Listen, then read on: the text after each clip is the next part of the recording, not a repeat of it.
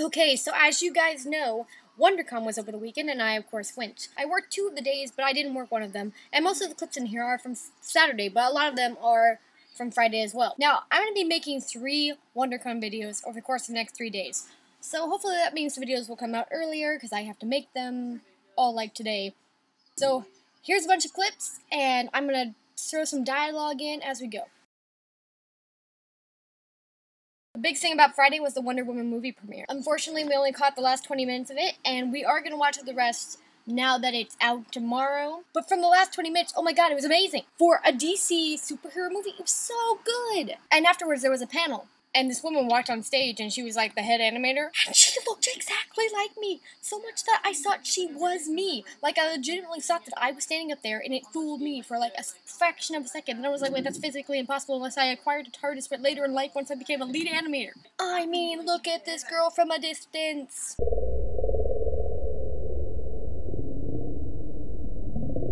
Then we go to a close-up, and it's not me at all. But it was so freaky. Flats instead of heels.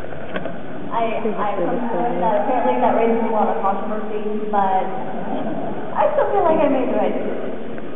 But yeah, I mean, she's 6 foot tall. She doesn't need an extra 3 inches.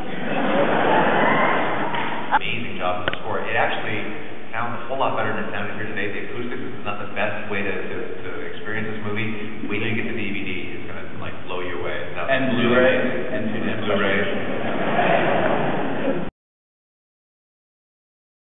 As you guys know, I went to see Watchmen early. I had to go through the line twice, even though in the end they just gave away tickets. But here's the line we had to wait in forever, times 2. We went and saw it, and we slept 2 hours, and then we came back for the Saturday programming, the Watchmen panel, which had the full cast. Unfortunately, I accidentally deleted one of the video clips that showed the entire cast sitting on the panel. The entire cast of like the main Watchmen were all there. Had a really good Rorschach clip too, and it's gone. He does that. There's another part though, so that's good. While we waited, we read the new Neil Gaiman Batman comic. All of us, in turn. Okay. Wonder Woman! I took the elevator.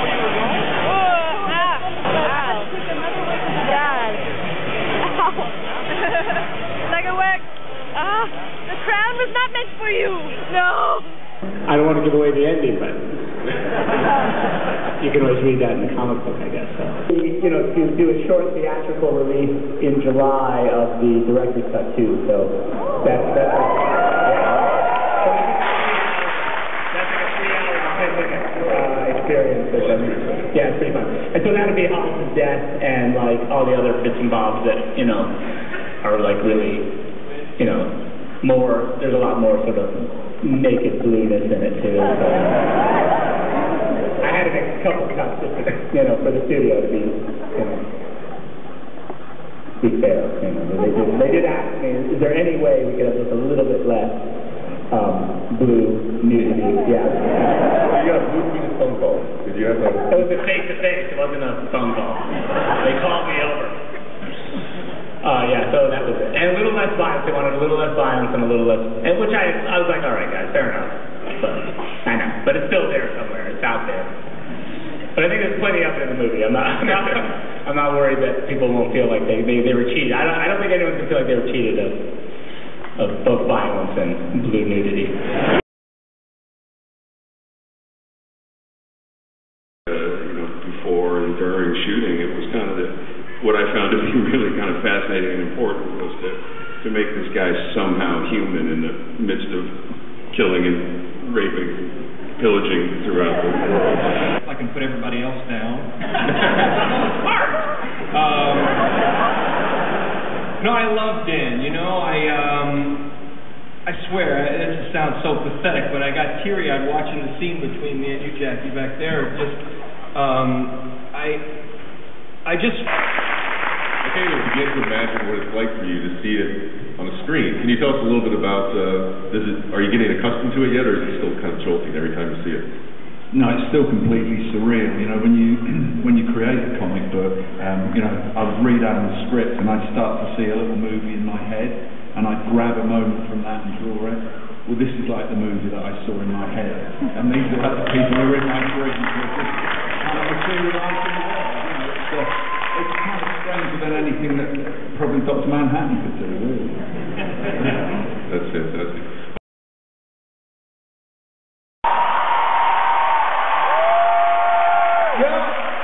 Yeah, that's J.J. Abrams. Cool,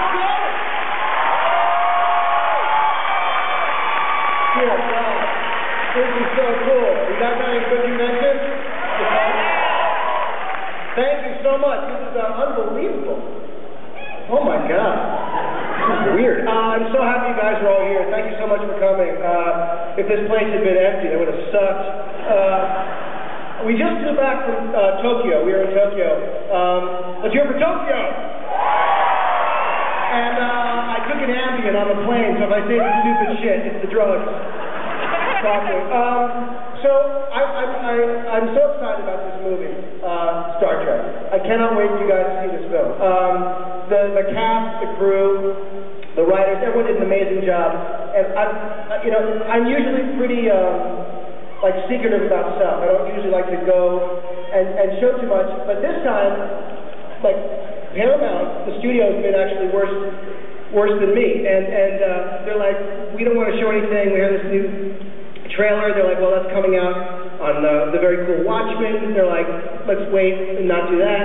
And I was like, I really want to show the trailer, and they said, well, what if it goes online? And I said, yeah, I can trust the people at WonderCon. So I will ask you, if you don't reveal anything, if you don't videotape it, please.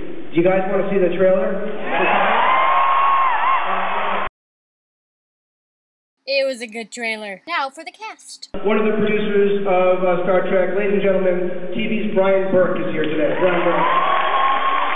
A writer of many things, including Star Trek. Ladies and gentlemen, Roberto Orsi is here. A wonderful actress we're lucky to have in this film, Zoe Saldana, is in the house.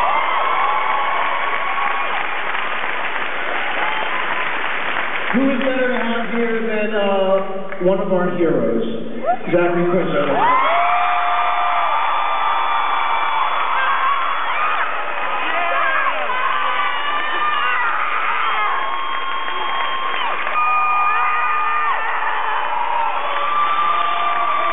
And as if that weren't enough, I guess one of the heartthrobs of the future, in addition to Ray Zachary, ladies and gentlemen, Captain Kirk Respond.